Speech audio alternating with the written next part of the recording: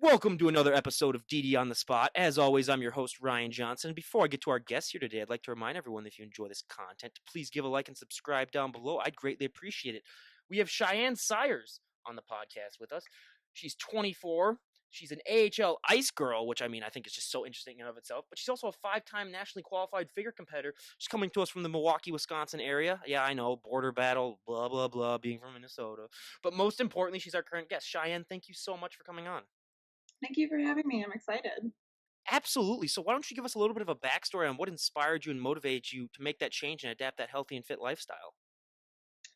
Yeah, so I started actually with kickboxing back in 2012, December 2012.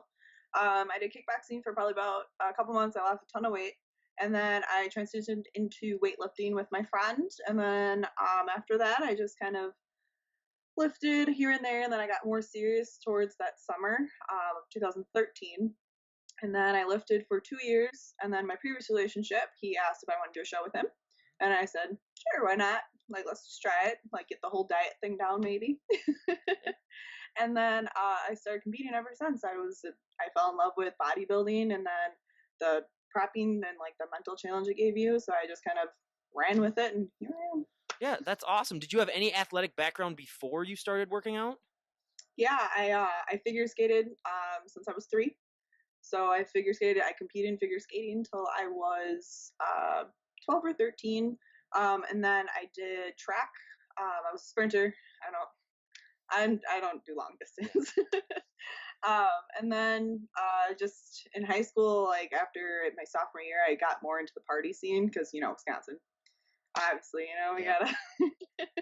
I got more in the party scene, and then till about I was like 18, and then I started lifting. So yeah. I was gonna say sophomore year. That's really late for Wisconsin for party scene.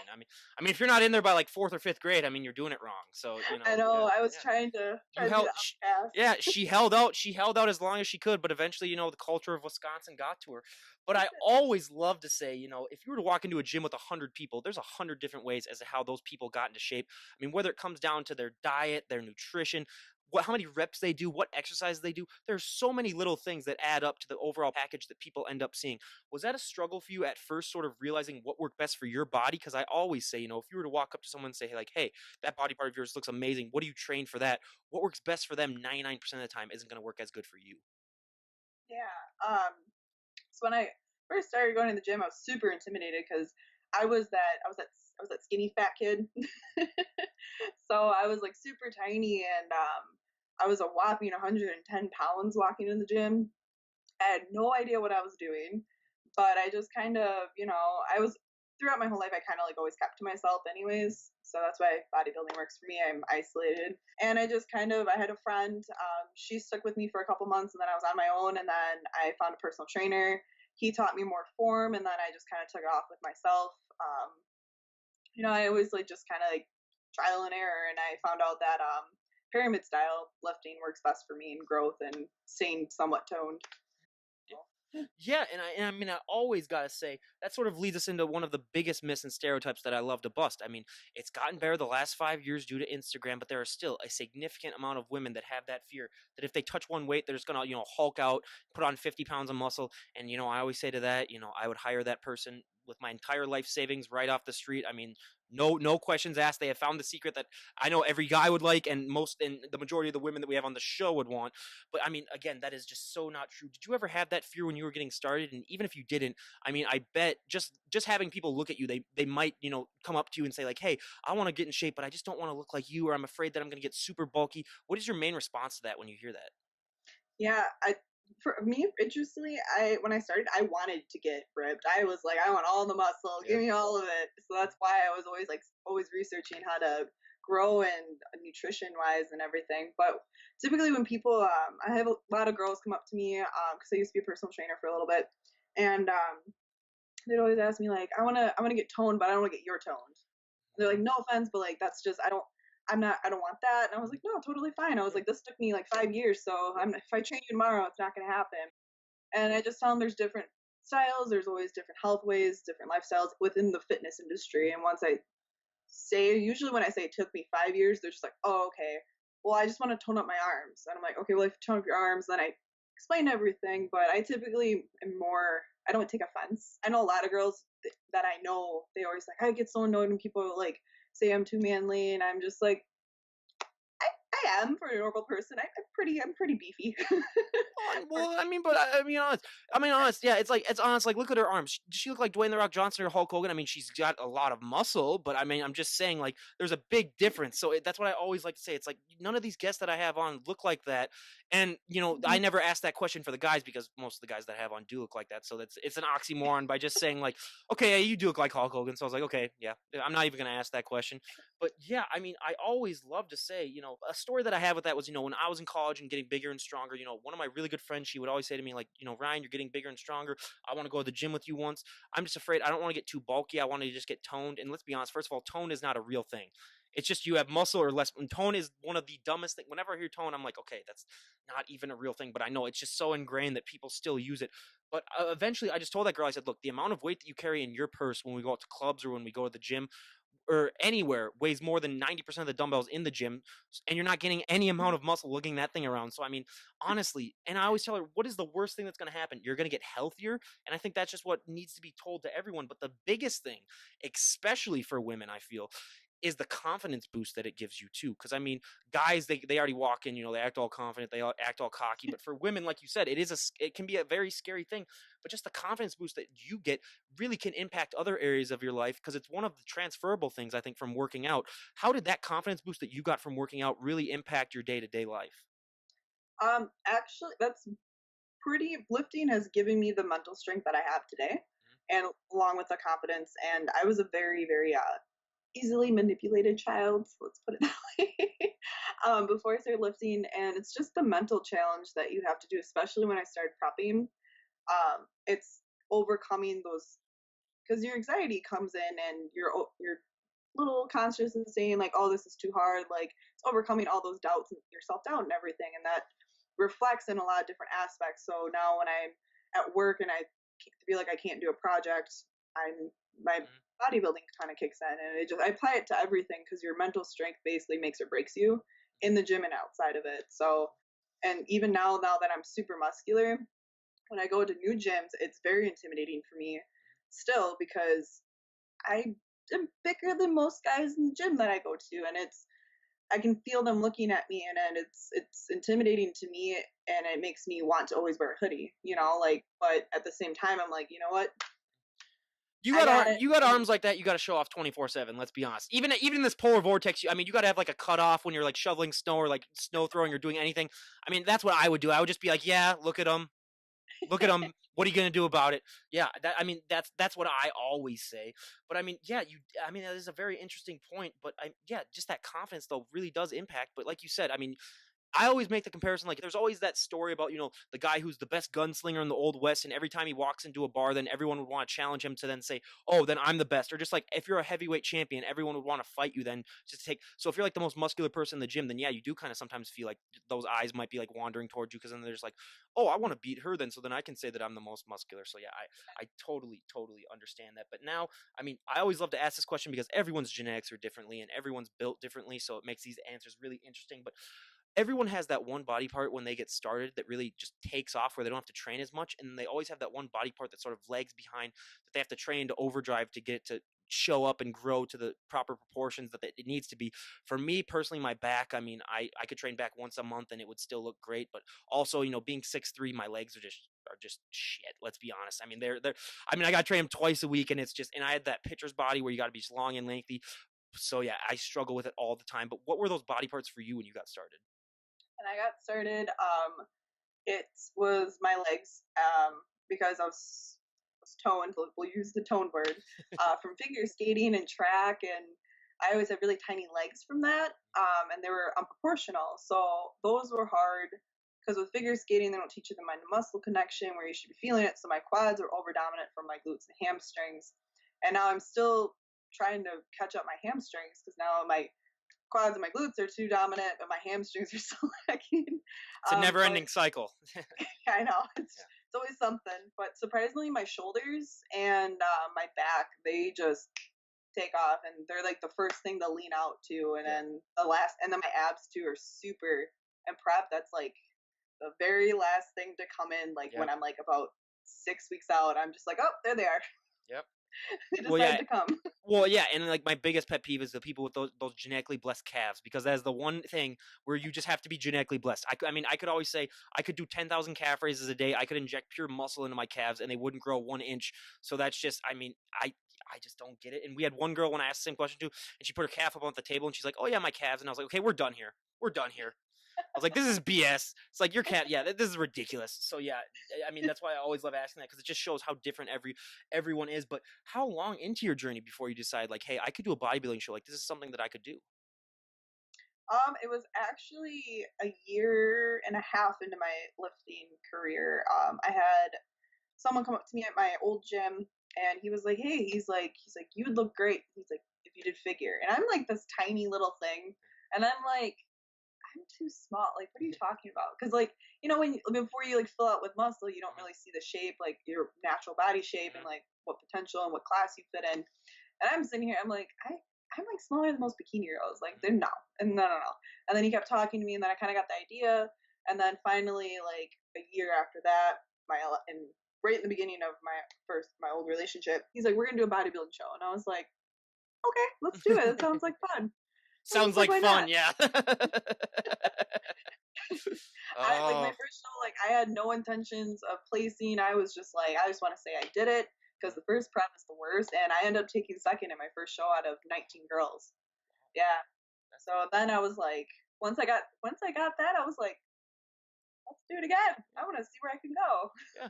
Well, yeah, yeah, absolutely. And I mean, I always say, for anyone out there who doesn't realize, I mean, just going into prep or just getting into the body to be ready to go into prep takes so much hard work and dedication. But going into prep is notching things up to an extreme level when it comes to, I mean, you got to get all of your workouts and you got to eat the proper food at the right amount of times. I mean, it is such a difficult change. What was that? I mean, I know you said your first prep was the worst, but what was that struggle like specifically for you on your first prep? Because it is just a huge, basically punch to the face for a lot of people who aren't ready for it. It honestly was the transitioning into the my diet, because your girl likes to eat. Okay, Mhm, I went from eating like Buffalo Wild Wings like every other day after a workout to like we're not doing that anymore. mhm, So it was like I understand it because I had a high metabolism. Like I mhm. said, I was that skinny fat kid Yep. throughout high school, so I had like high metabolism. So I'm like, why can't I eat this? Or like, are you like I couldn't understand like how strict your diet had to be successful. And also, my ex at the time, he was he got abs faster than I did. So then that kicked in because then I'm just like, well, I'm over here eating chicken and spinach and asparagus, and you got abs, and you're still eating like sweet potatoes and carbs and get a cheat meal. Like, it was just understanding how everyone's body's different and how basically you have to retrain your metabolism. Even though I had a high one, I still had to teach it when it was getting its energy sources to reamp it. And that was the hard part for me. Lifting, I could lift all day. I would get up at Yep. 3 o'clock in the morning, go to the gym that was 45 minutes away, eat my second meal when I got there. I would lift, I'd do cardio, go to work, and then after work, I would go do cardio again. Like I was all about that. 45-minute drive to your gym? Yeah, I have a really Jeez. cool old school gym that is about 45 minutes from where I live right now. And back then, and it's like it's so worth the drive. Like it's stage lighting throughout the whole thing, and it was my coach's gym too, Yeah. so he could watch the cameras, make sure I was doing cardio. That's okay. So it kept me liable for Did he when have I. like a speaker system where he could like yell at you through the speakers? No, it wasn't Oh. that bad, but he would text me to be like, "Hey, that was only like 44 minutes and 10 seconds. Go get back on the stairmaster." I'm just like, dude, come on. I walked in from the car. That's the same thing, Yeah. but Yeah. Oh, yeah. Yeah. yeah. That's awesome. Yeah, I've never heard about that where they have the cameras, but yeah, that's so that's really really interesting. But I always say, like, if you were to poll the general public, you would get such a small singular percentage of people that would be willing to go up on stage in a bikini and pose in front of people. It takes so much courage. It takes so much drive and determination. Was that ever a struggle for you to sort of find that courage and find that motivation to go up there and do it, or was it like a lot of the competitors that we have on where it was just you just got to a point where you're just like, hey, I've worked my butt off. I just want to go on stage and show it off. I was super excited. I'm the kind of person that I don't get nervous until like I'm about to go on stage, Mhm. like 3 seconds before. But for my first show, I think it's because I did figure skating, and I'd go out in the middle of the ice rink at Pettit down in Milwaukee, the Olympic rink, and there'd be hundreds of people, and I'm just this little figure skater right in the middle of the ice by myself, about to do my routine, strap my stuff, and that's kind of like when I walked on stage. I felt like I was just by myself, and I was in my element. Like I naturally was in my element. I didn't feel any nervous. I was more excited, nervous, if anything, which was crazy to me because I was just like, I didn't think that's what would happen. Yeah, yeah. I mean, it's amazing how different people react to being on that spotlight. But one of the things that I love to talk about, because like I always say, I'm a pale Midwesterner, upper Midwest, where I mean, we don't see that much sun, and when we see it, I either get farmer's tan, which let's face it, not a real tan, or I just get burnt to a crisp. What is that feeling like for you when you put that tan on? And we always hear everyone, talk about how you see muscles that you never even knew that you had. Everything really seems to pop out. What is that feeling like for you when you get that tan? When I get that tan, so I'm half native, so I already have like olivish skin color mixed with my mom's German white. Don't rub it But in. so I'm not like super white all the time, but when Like I got I'm the Twilight White where it like reflects off of me, the sun does, and it's not a sexy like cool thing. It's like, oh my god, it's like everyone's blinded where they're like, good god, I can't look at that. It's like when they open the Ark in Indiana Jones and everyone's face melts. But yeah, so I yeah, so it's a little different. But yeah, go ahead. that's funny.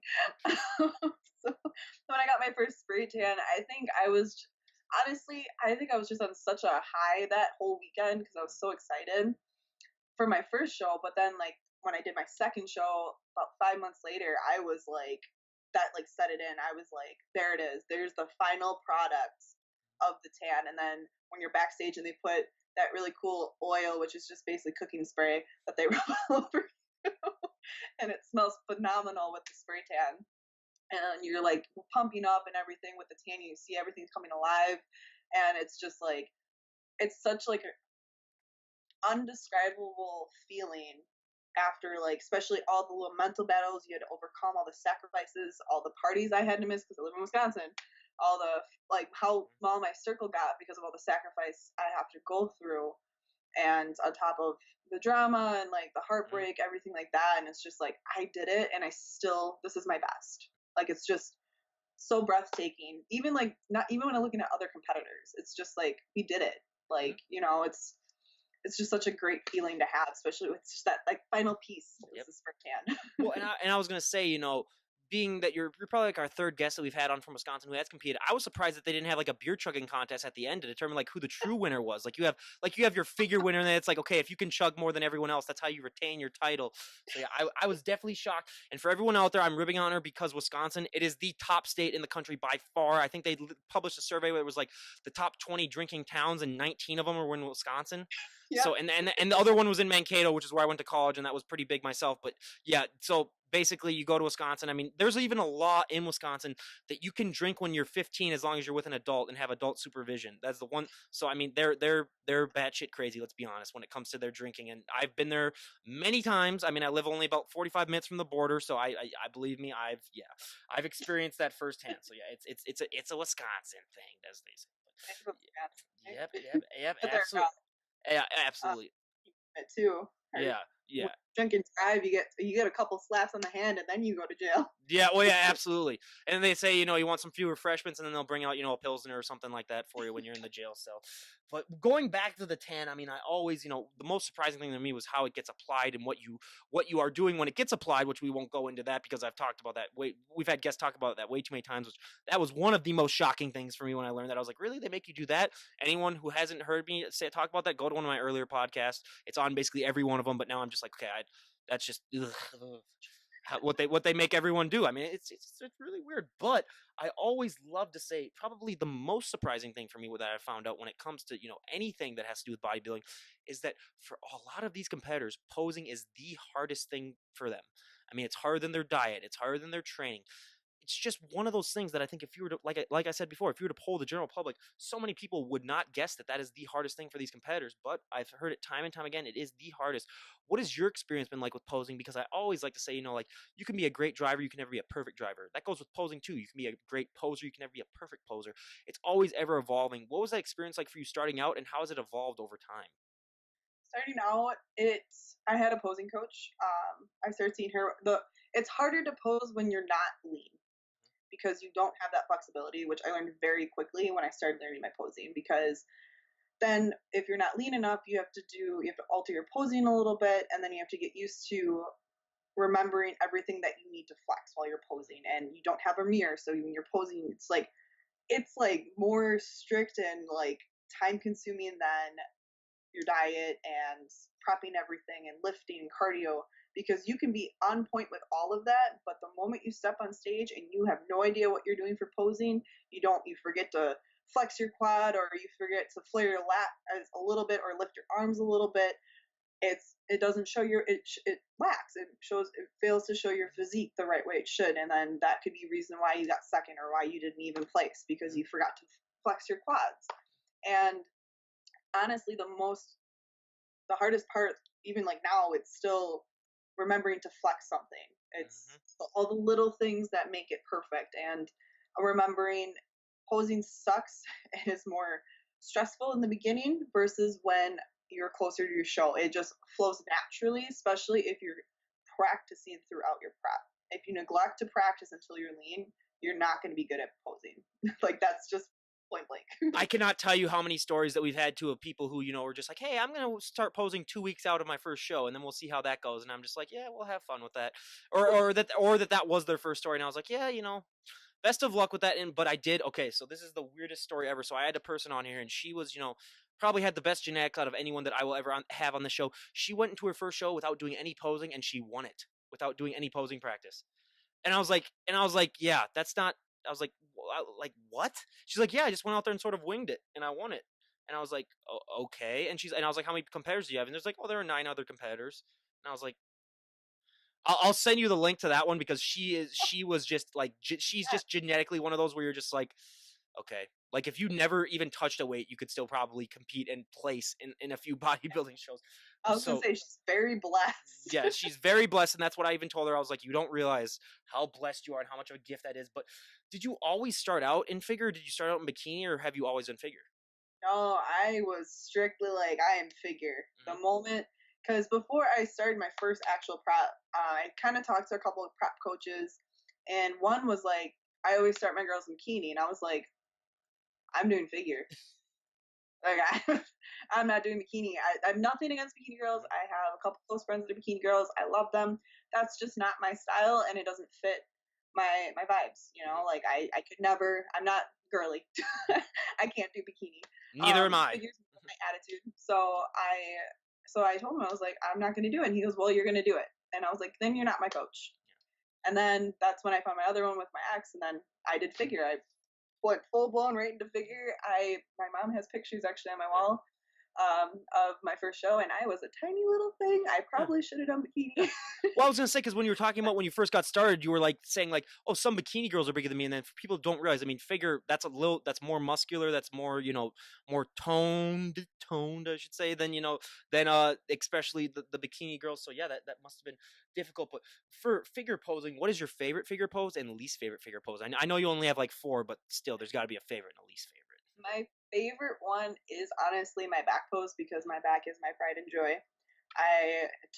When I first started really lifting, I was like, I'm going to have a wide back, because that's what I wanted. So I dedicated 3 days of the week to do it, and here I am. Yeah. My least favorite is my front pose. I still have yet to critique it and figure out which one looks best on me. Because with posing, you have like the one that you're supposed to do, but you also have to figure out how to alter your hips, how to hold your chest up, where to put your arms to make it look your best. And I honestly, you will never see me pose my front pose. Absolutely hate it.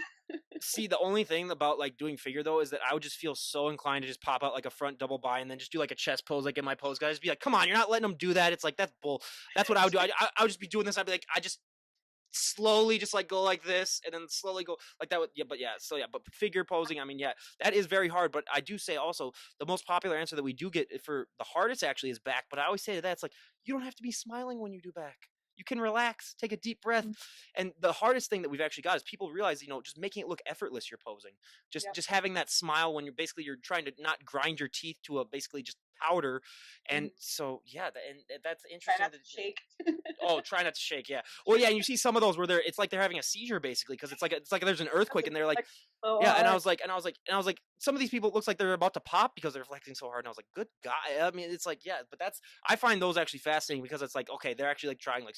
But yeah, if you have someone who's just absolutely in shape where they can like honestly just go like that and you don't see anything, you're like, okay, wow, that's just too unfair.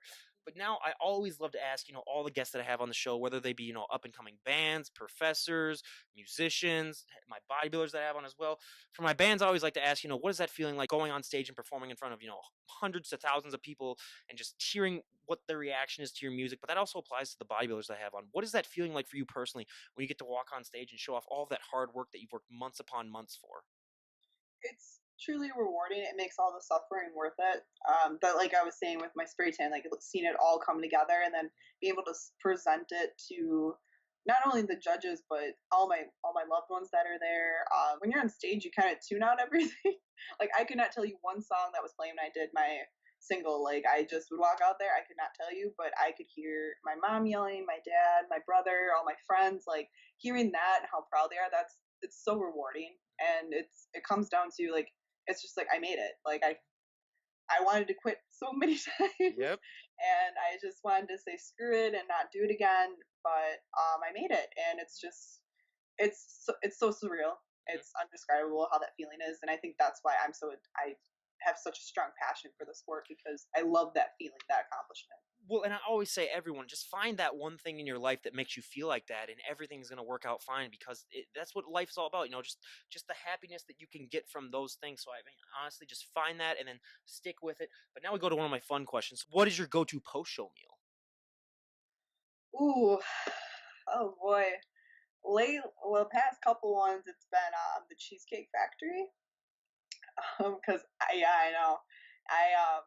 They have the deep fried macaroni and cheese balls. Woo. Yeah. Or I get Papa John's. I'm a Papa John's girl. Like that's my cheat meal too. Like I get Papa John's. They have the cinnamon pull aparts. Those are critical. Okay, I don't know if this is like a match made in heaven, but you are like the only person that I know also that loves Papa John's as much as I do. So I don't know. Yeah, because the second you said Papa John's, I was like, okay, that's the first time because everyone always likes that Domino's, which tastes like cardboard, or Pizza Hut, which just Or- tastes like crap either way. So yeah, Papa John's, Yeah, and they have the best breadsticks too. they do. The garlic nuts. Ooh. I have the app on my phone, and I have all these reward points. Over my like off season, I Yeah. save it for the end of the show, and I just use. I get free Papa John's. Hmm. It's horrible. Yeah. Yeah, 100%. Yeah, I mean, I always say I'd go to like a Five Guys or whatever after if I ever compete, and I would just rent the place out for the night, and I would just say, okay, here's what's gonna happen. You're gonna keep feeding me until I either die, pass out, throw up at least 10 times, or just explode. But either way, I'm eating like hundreds of dollars worth of food tonight. So just prepare that right now and get it ready. So yeah, that's honestly what I would do. But now, I mean, this is probably the most important question that I ask on the podcast. Now we get to like the serious music plays in the background while he gets ready to say it. But so one of the things that I love to talk about, because it isn't talked about enough on Instagram, I don't think, is, I'll give an example. So I was at a New Year's Eve party, and one of my friends came up to me and said, like, Ryan, I really enjoy watching your podcast. It's really cool. But one of the things that I was really shocked by is I always thought, a lot of these bodybuilders or people that compete or in health and fitness and in general, that they're looking ripped and shredded, 365 days out of the year. A lot of people don't realize that that look is not sustainable that the competitors have when they go on the stage. I mean, it's going to last for a day or maybe a couple days at the most. And then you are going to have to put on weight because you've sort of manipulated your body through all the dieting and through all the hard work into a look that, I mean, you can't keep. Was that ever a struggle for you, sort of realizing that, like, hey, all this hard work that I put months upon months into, like, it is not sustainable. I am going to have to put on weight, because we've had so many guests come on and talk about, how like they get anxious or they get depressed, just realizing that. And even if you haven't ever gotten that feeling, though, what do you recommend for other competitors who might get that? And even if you did get, that feeling, how did it evolve too? Has it gotten better for you then to sort of adjust to that mentally? Yeah, that's actually a great question. So when I first started, since I wasn't truly shredded, I lost weight. That's basically what my first show was to me. So first show wasn't too bad, and then after I started leaning out, and then I started building muscle. Um, I started like because I was always so tiny, then this past show that I did this past spring was actually when it really affected me most. Like it's always hard in the off season because you lose the vascularity, you can't really tell. But like I was still tiny, so it didn't really bother me as much. But this past one, and it's just how big I am, and then when I go to put my normal healthy weight on, I look. To me, I don't look in shape. I do, but in my perspective, I don't, and that was very hard for me to accept that I'm bigger. Like it's because I'm so tiny. So that's it threw me off. Like I kind of had a dilemma where I was like, I don't want to compete anymore. Like this is too much. Like I'm not comfortable. I have guys coming up and grabbing my arms and like it's just weird. Like it's just uncomfortable things. And then that was going to be one of the questions I was going to ask, because when I was big, and I mean I've lost a little bit of it, but when I was in college, all the drunk girls at the bars would come up and just start feeling your arms without even talking to you, and I'd be like, oh yeah, that's my arm. And they'd be like, oh my god, Becca, come over here and check this guy out or whatever like that. And it just got to the point where I was like, okay, I'll just pump it up for you a little bit. Fine, enjoy it. I mean, I was a little vain back then too, so I was like, okay, yeah, just enjoy it. I'm fine, but just let me talk to my friends. Like I was literally sometimes just be like, have a drink in one hand, I'm just pumping it up on the other hand while the girls are just going. So yeah, I totally but it's understand. just like that's where it gets like uncomfortable, and Yeah. like I never had guys just come up and grab me. I'm like, why are you pushing me? And it's just and then when I'd be lifting and stuff, I would see how big I'm getting. Days I'm just like, yeah, I live and breathe it. And other days I'm just like, because it affects your dating life too, and like social life and everything. So then it's just kind of like, yeah, I really committed this lifestyle, and now I'm like, wow, like people are really mean about it, and it's just if I'm not super shredded, then people like don't think like they talk badly about me, like, oh, she used to look really good. Like it's always hard, I think, but it's getting over that I am more muscular than I have ever been in my life, and I weigh the most, and I am no longer an XL in my pants. I am more of medium. Yep. Because my legs are so big now, and it's all comes down to how people talk about how girls always have to be zeros or smalls or extra smalls. And I prefer negative. Yeah. Negative 12 pants. Yeah, actually. negative 12 pants size. Yes. And it's interesting overcoming that stereotype that it's because I have to get like Freddie jeans because they measure my pants, and it's like I have to remind myself it's not because I'm big, it's because I'm muscular. There's a difference, and it's been very eye-opening to my self-worth and how I love myself, and just honestly 5 years of lifting too, I finally have accepted that, and I'm way in a better place mentally. So which is why this prep is going the best of any of my preps, because I'm still gonna be big, but it's my lifestyle, and I've accepted it and fully understand that. So, but I'm always depressed coming back out of a show, regaining that weight, and it's kind of like your hard work's washing away, and but then you have to always look at the glass half full, like, yeah, that was my best, but now I'm building my next best. It's constantly building journey. So yeah. So, and one, like I always like to say, I'll quote Eric Carton from South Park: "You're not fat, you're big boned." So that's if you just have that mentality, yeah, absolutely. And plus, like I always say, you have to. It's just like a business. You have to gotta spend money to make money. You got to put on weight if you want to build muscle. I mean, you cannot lose weight and then gain muscle.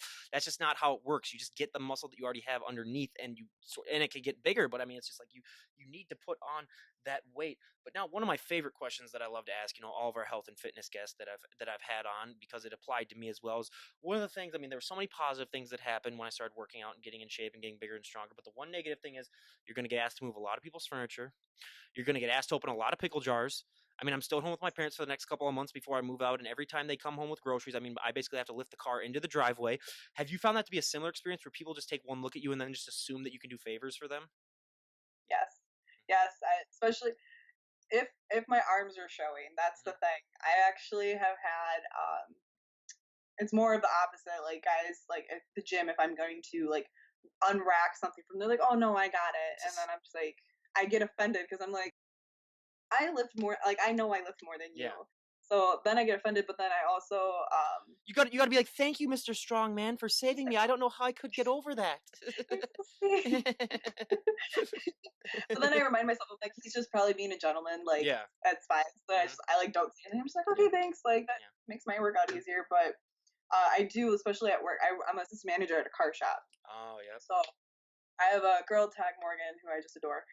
She came up to me. She's like, here, muscles, open this jar. I can't open it. and like I'm trying to, for the life of me, I cannot open that jar. And then I'm That's when you're really just like, okay, that's the only pressure, because then you're like, if I don't open this, everyone's gonna think I'm a huge wuss. and it's just like, what are all these muscles for? Yeah. It's like I can't open something or I can't lift something. They're just like, well, what do you lift for? But I always tell them, I'm like, I'm not a power lifter. I just lift to look pretty. Like, Yeah. that's all I do. But yeah, no, I get that a lot. And sometimes it's just like, people are really like rude. Yeah. They're really rude about it. And it's just, I'm such a optimistic, and I just kind of roll with stress all the time. Like, I'm never take anything really to heart, because it's, I came to terms over a year ago. I'm just like, it's my lifestyle. It's not yours. It's not here. I'm not doing it to make everyone think I look good or anything like that. I'm doing it to show women that you can look like me and still be feminine and love yourself, and it's okay. Or you can not look like me and still be feminine. Like, whatever lifestyle fits you. And when people are mean about it, they're like, well, you lift so much. Like, I bet people are like, do you want to arm wrestle? And I'm just like, I'm not a dude. Like, I don't. I mean, even when they asked me, I was like, no. I was like, you put money on the table, maybe we got a different story. But it's like, even with that, even I was like, why? I was like, why would you want to, like, what does that prove you can be? First of all, arm wrestling, you don't even use a lot of the good muscles to do it. I mean, it's exactly, it's technique. Yeah. It's like, we can do like military press and whatever, a military press off, and then we'll see, who's really like actually like the strongest. But I mean, it's like, we don't have any bars here or anything like that. But yeah, that's one thing I always got as well. But yeah, it's, you basically become like an art exhibit too, where people, just like you said, they want to come up and just touch it, or you just want to come up feeling, you're just like, okay, yeah, that's my body. But yeah, so I totally understand that. But now we go to our audience favorite and my personal favorite part of the podcast, a little questionnaire. We're going to ask Cheyenne here a few health and fitness questions that we ask all of our guests, and we're going to see how our answers stack up to everyone else's. So for our first question, though, I'm going to go off script and say, so you have a lot of tattoos. What are the tattoos of, and what do they mean to you? So all of my tattoos, I have a very deep meaning. So the one that's showing, this is my yin and yang wolf, because like I said, I'm Native American. So this is the evil wolf, and soon I'm gonna have the good wolf back here.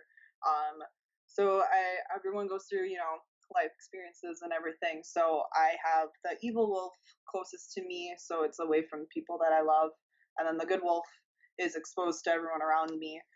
So that's that one. There's a little bit more deeper meaning, but the one on my back, my hawk one, that's from my brother. He's still alive. People always think he's dead. He's still alive. Yep. We have a very good brother-sister relationship. And Cherokee, the hawk, means foreseeing the future, strength, and guidance. So older brother, automatically. The quote around it is a Cherokee proverb. It is looking upwards and filled with strength, because the hawks in the sky, get it? And no, I'm just kidding. Yeah, I get. Yeah. And then the two of my hips, the Cherokee stars on my right, that is for my dad. He's very cute. And then on the left is the Om symbol. My mom has that on her back. She's a yogi, so she does yoga. She has bigger traps than I do from it. It's insane. Like, it's seriously insane. Like, it's crazy. The one on my side is a Cherokee fallen warrior, due to some really fun, traumatic, crazy things in my life.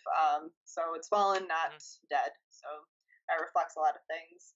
I have one behind my ear. It means hope in Polish. It was from it's in one of my old friends' handwriting. We got each other through some things. So she has my broken arrow on my side taped together on her tricep. So it's more of a friendship thing. And the one in my trap, I don't know if you can see it. That one, that is Warrior in Cree, because I'm Cherokee Cree and Apache. So that's a lot of tattoos. I gotta say, like, I have never gotten a tattoo, and the only one that I would get is probably be like something like on something that where like people couldn't see. I mean, I don't know. I was just it's funny. I had a grandpa who was in the Navy, so then he sees all these people with tattoos now, and he's like, back in my day, only people that were in the Navy got tattoos. He's like, this is ridiculous. And I was like, Grandpa, calm down. That was like 60 years ago. And he's like, so now he's one of those old guys who's just like, like that all the time. So yeah, he's hilarious though. But I'm surprised you didn't get anyone on your bicep yet, because so many of the people that we have, when they get that one where they're just like, oh yeah, look at this, and then they're like moving it, and I was like, okay, yeah, but that's probably gonna be something that's waiting. Like one of the guests that I had on too, he had like, it was like a shark chasing someone, and every time he flexed, like the shark like ate the dude because it got like closer, and I was like, okay, first of all, that's awesome, but yeah, so we have so many different things that happen, and yeah, it's amazing. But now for our first real question of the questionnaire, what is your go-to workout song at the moment? Ooh, that's a tough one. Oh my goodness. Right now it depends on my mood, honestly. So I'm a metalhead. I know, shocker. I'm a huge metalhead, so a lot of my music is metal and rock. Right now it is between my love of Wage War, any of their songs. Right now it's Stitch, or I listen to Bulletproof by Godsmack, or Legends Rise. So those three are kind of my top to kind of get me hyped and ready to go to the gym, and then it goes from that to like techno to like rap to back to screamo. So it's just all over. I mean, I'm one of those like old schools where I gotta have, like my classic '80s, just cheesy rock, and like I have like the Rocky IV soundtrack, which is the cheesiest soundtrack that's ever been made and will ever be made. So I listen to that, at least one song from that album each time I work out. But then also I have a problem. So I have a gym that I work out at 75% of the time at home, which is nice. But when I go to a normal gym, I'm one of those guys where I gotta wait for the beat to drop before I start my lift. So if I'm doing like a lat pull down, I might be like this for like 30 seconds, and I've had people come up to me and be like, "Dude, are you all right? Did you like pull out your back or something like that?" And yeah, and I'm like, no, I'm just waiting for the beat to drop. So I am known throughout my gym as the guy that waits for the beat to drop. But I always say that is better than being known for some other things. So 100%, I will go with that. But now, out of all the celebrities on the planet, if you could train with any celebrity, who would it be? Oh, that's hard. Honestly, it is between DLB. Like I said earlier, she was the whole reason why I was like, I want to be big like her. I'm still chasing her shoulders, but DLB, because she probably would kick my ass, that's for sure. Or Michelle Bishop. She used to be a women's physique competitor. Yep, She is I now know. Yep, yep. Yep, yep. So I mostly because she is the master of hit, and I am horrible at hit. So she's very, very hype. She's very, very hyper as well. Yes, yes. I love her energy. Mm-hmm. Yes, I love her energy. So those two would be my top two. She was honestly, when I started, really getting serious my freshman year in college, she was one of those, because that's when she was like doing all those competitions. She was one of them that I really got into. But for me, it would probably be just like Arnold, just cause it's Arnold, and I would love to hear him yell at me in his Austrian accent. That would be very, very funny, very, very funny for me. But now, out of all the celebrities on the planet, if you could train any celebrity, who would it be? Ooh, these are hard questions. I could train any celebrity. Like anyone doesn't have to be fitness. Yeah. Anyone. Any celebrity, yeah.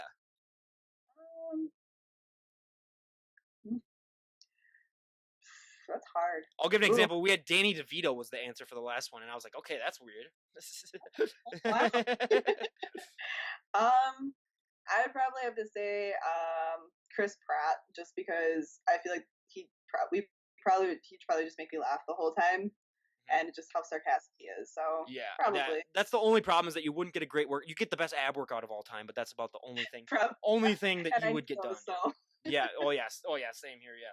So, what is one item that you always need to have in your fridge? Egg whites. And the basic girl answers another basic. No, I'm just kidding. That's like our second most popular answer to that, besides like chicken. But the most surprising answer by far was mustard, because a lot of times these bodybuilders, mustard, 0 in calories, 0 in fat, they put that on their chicken and eggs. But I always say to that, it's like, if you have to do that, you might want to reevaluate your life and just find out where you went wrong. If you're having to put mustard on chicken and eggs, because I was like, oh, come on. But yeah, I was a mustard guy until about 9 years old. But now I'm team ketchup all the way. And I always said, that sugar-free ketchup is crap. But if they ever made like a ketchup the way that they make mustard, yeah, I might get into it, because you never know. But now, what is one thing that people who follow you on Instagram would be surprised to know about you if they met you in person? I've actually gotten this. They're surprised about how short I am. Apparently, people think I'm really tall. I don't know why. Yeah. But I'm actually 5'2". I'm very short. Yeah, that's pretty much it. Because I'm pretty open on my Instagram, so. That is, yeah, that again is our most popular answer, because, and I'm the exact opposite, where, I mean, no one, if they met, I mean, being 6'3", yeah, they'd be like, oh crap, you're tall. And that's one thing, when like all these guys always talk crap about, or they might just say like, oh, I'm really intimidated by these girls. I was like, why? I'm a foot taller than most of these girls that I have on the show. It's like, what am I to be intimidated by? I could like pat them on the head if I wanted to, basically. So it's just, that's one of those things too, where a lot of people just with the, and like you said, you get a lot of people too that come up and they think, it's a lot of it's the angles of the photos and all that other stuff where they're like, oh damn, she must be like 5'7", 5'8", or like really tall. But then when you meet them in person, that's, and like Danielle and Bailey too, she's like 5 feet tall. So Yeah. so then like when you'd meet her, you'd be like, oh okay, that's interesting. But that's definitely one of the answers that we get as well. But now, if you had the all-knowing power, what would be one thing that you would change about the sport of bodybuilding if you had the all-knowing power and you could change one thing? Wow, you have like phenomenal questions. Can you say it one more time? So if you had like the all-knowing power and you could do anything, or you can change one thing about the sport of bodybuilding, what would be the one thing that you would want to change about the sport of bodybuilding? Politics. Politics. Mm-hmm. Politics. It's sad because as much as they're trying to stop it, it's ruining the sport.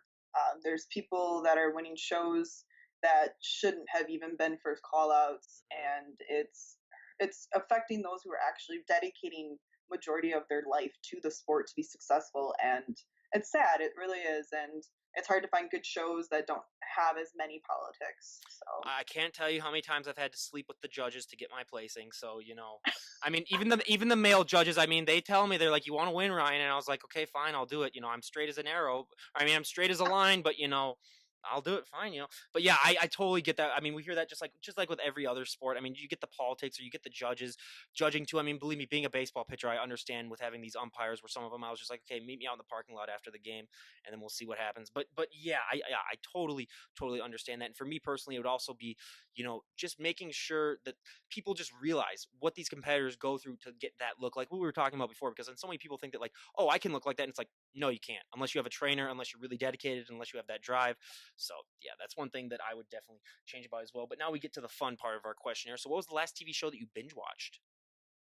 last TV show I binge watched was actually it was two, because I'll go back. I doubled it.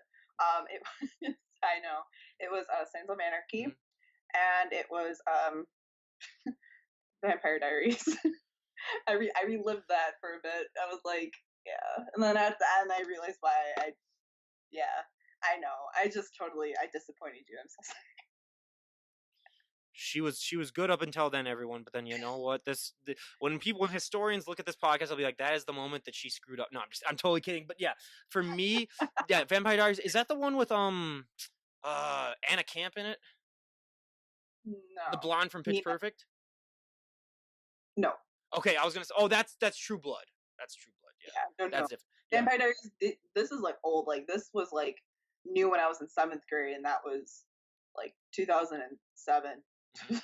Oh yeah, okay, yeah. Very old. Yeah. I was gonna say we're the same age, so when she says like 2007, I have that. That's like my Zoe 101 era, basically. Yeah.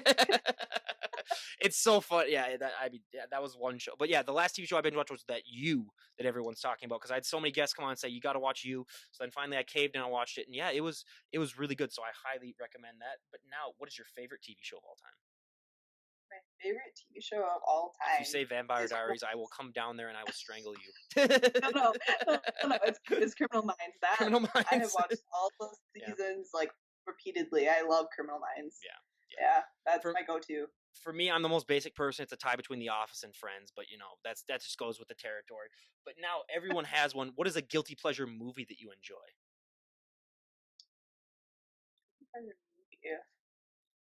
Like my favorite movie? Oh, we could do that too, yeah. Either way. Wow. I watch so many. It's honestly all the Marvel movies.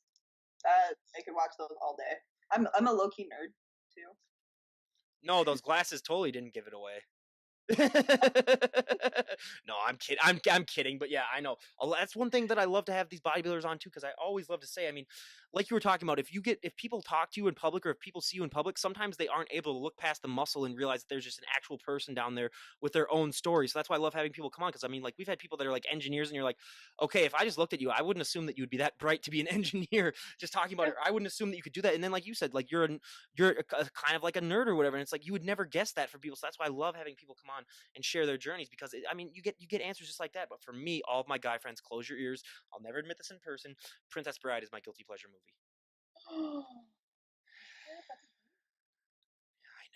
But it's Yeah. it's one of those movies where I've seen it so many times that I can quote like half of it, and if it comes on the TV, I'll watch it immediately. Like I'll give an example. I was writing my thesis paper in college, and it came on. I dropped what I was doing and I watched it. And if that isn't dedication, I don't know what is. Stopping writing my thesis paper. So yeah, that was definitely. I mean, that's definitely again all my guy friends. I'll never admit it in person. You can listen to the podcast, and that's where I'll admit it on. So you get what you choose. But yeah, that's my guilty pleasure movie. But now our final two questions of the questionnaire. So what is your favorite fashion trend of all time and least favorite fashion trend of all time? Favorite fashion trends. It's Fashion's kind of interesting to me because I have always been the one that doesn't follow the trends. I think they're all stupid Mm-hmm. until they're not popular. I Yep. don't. I've always because like I'm always I'm the outcast usually. I just kind of I make my own style. Like I wear a lot of black. I love Adidas, but now it's too hyped. Yep. Now I don't wear Adidas as much.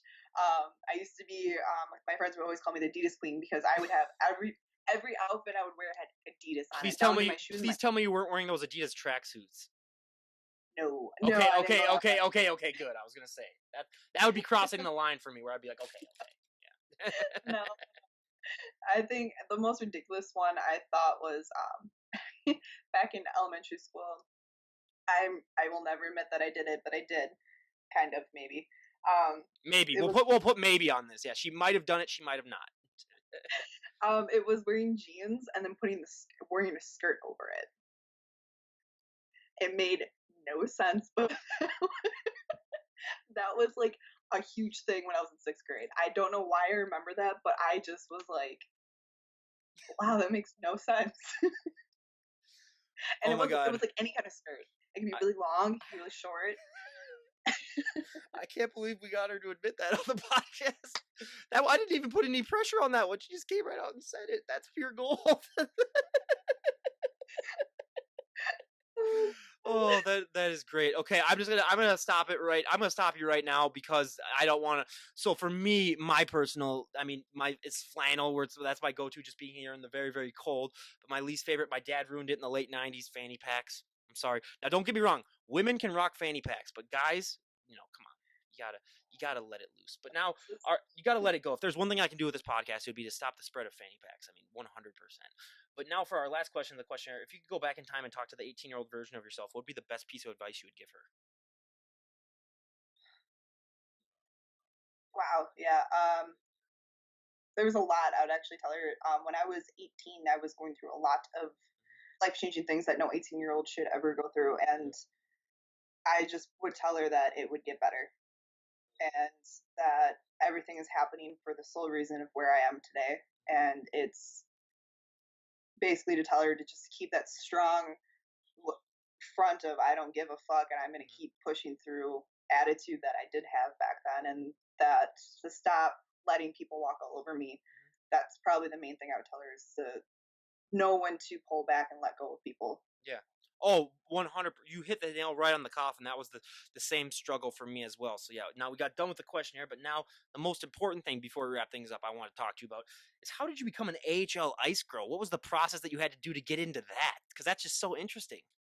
Yes. So actually, I've been doing that since 2012. So I'm one of the OGs on the crew right now. There's You only were a doing couple. that in high school? Right after high school, yeah. Right Oh, after I okay, yeah. graduated. Wow. Yeah, because you have to be 18 to do it. Oh, okay, yep. My birthday's in July, so I had to wait a little bit. But What day in July? July 28th. Okay. I was gonna say mine's the 15th, so if you would have said that, I would have been like, okay, this is way too freaky. But yeah, okay. Weird. Yep, way too weird. I'm a Leo. Yeah. Oh yeah, um, I'm still Cancer then, so yeah. yeah, that's fine. My dad's Cancer, so. Don't make me cry. No, but yeah. So you were saying, so you got into it. You've been doing it since 2012. Yeah, so my dad actually found it, Mm-hmm. the auditions for me. So basically, for the AHL, it's a little bit different because I always wanted to be NHL ice girl since like forever. I thought that was like the coolest thing ever because I love hockey. You know, us, we love hockey. Um, and I wanted to move to Pittsburgh solely just to skate for the Pittsburgh Penguins. That's my team. I'm sorry. Really, you have the Wild like 5 hours away. I had the Blackhawks too underneath me, but Pittsburgh, that's my heart. I know. Yeah. And so So my dad's like, oh, this would be really cool. He's like, so you experience, and then he's like, so when you want to do NHL, you're set. And I was like, okay. So then I tried out, and basically it was just to see if you could skate and if you could throw things while on skates. And then you did a personal interview with the manager, and he asked you questions and why you should be on the team and everything. And I got it. I got a call back the next day, and then I've been doing it ever since. So That's awesome. So are you known as just like the jacked cheerleader, or the jacked ice girl that walks on the ice, and people are like, oh my god? They're like, so is that different? Because normally when you look at these ice girls, like they're skinny, kind of like cheerleader-ish. So has that been different for you? it's funny because when I started Ice Girl, I started my fitness journey. Oh, yep. So it's like the involvement, and then I gotta get yoked for this I gotta get yoked for this ice girl gig. I gotta get jacked. So Yeah. I can shovel the snow. Yeah. I need to carry those buckets and those shovels that they make you use. I need to be able to do that. I need to be able to lift and not fall. Yeah. Yeah. So it's been interesting because then I was like that cute little fit girl on ice, and now I'm like that. You probably could kick all the hockey players' asses if you wanted to, and I'm just like, I probably could. I probably lift more than them because it's down past that point. But it's funny because the super fans are just incredible. I love all of them, and I've forgotten to take off my skate guards a couple times, and I've fallen. Yeah. So they call me skate guards. They always yell skate guards before I'm on the ice, and they've noticed that I've become more muscular and everything. So they're always like cheering, like, oh, you want prep? I see your gallon, or I'm like eating my meal while I'm skating, about to go skating. So it's been fun. I have a nice hockey family down in Milwaukee, so. That's awesome. I mean, I got to say, my high school that I went to in Minnesota has produced more NHL players than any other public high school in the entire country. So that's, I mean, going to that, Zach Parisi he was going to go to high school there. It's in Bloomington, right where the Mall of America is. So he was going to go to high school there, but then he didn't. But then a lot of other guys, I mean, I could name all these names, but yeah, I mean, high school hockey in Minnesota, that is definitely the pinnacle. So, I mean, that's awesome being an ice girl, because I mean, we've never had one on before. But now the two questions that I like to ask everyone before I wrap things up. So I mean, I know you're competing for a show right now for 5.5 weeks. Where's the show at? My show, we're planning on, we don't have a strict local show yet. It's more, we're aiming for one in April or May. But I will say I am doing nationals in June, and if that doesn't go the way we want, we are going to do nationals down in Vegas at the end of July. So it's gonna be my first national show. I just want to say that I was on a national stage. That's kind of my mentality going into it. Just kind of like my first show. I just, it's for the experience. Eventually, like I want my pro card, but that's my main goal, is just to get the experience and the feel for it, and just to meet some other incredible competitors. So. Yeah, I mean, and honestly, we wish you nothing but the best in that. But for our last question, is there anyone that you'd like to give a shout out to before we wrap things up? A shout out to is my heart and soul, my best friend Chelsea. She has been through hell and back with me through this whole crazy thing. She has kept my head on straight for every prep. And of course, my two other best friends, Kia and Marissa. They also have my heart and soul. Chelsea, Kia, and Marissa. Okay, we got a shout out for all three of those. So again, you guys, we cannot thank Cheyenne enough for coming on the podcast. I mean, it was so inspiring hearing your story and just talking to you. And honestly, we wish you nothing but the best in all of your endeavors that you go through in all of your competitions. I honestly think you're going to do great. I mean, just taking one look at you, and everyone, go and give her a follow on her Instagram. I'll leave the links down below. Just looking at some of her photos, you're going to say, okay, yeah, I need to get off the couch and stop eating those Twinkies and maybe go to the gym and work out a little bit more. But again, you guys, this is Ryan Johnson, DD on the spot, signing out. Have a great day, everyone.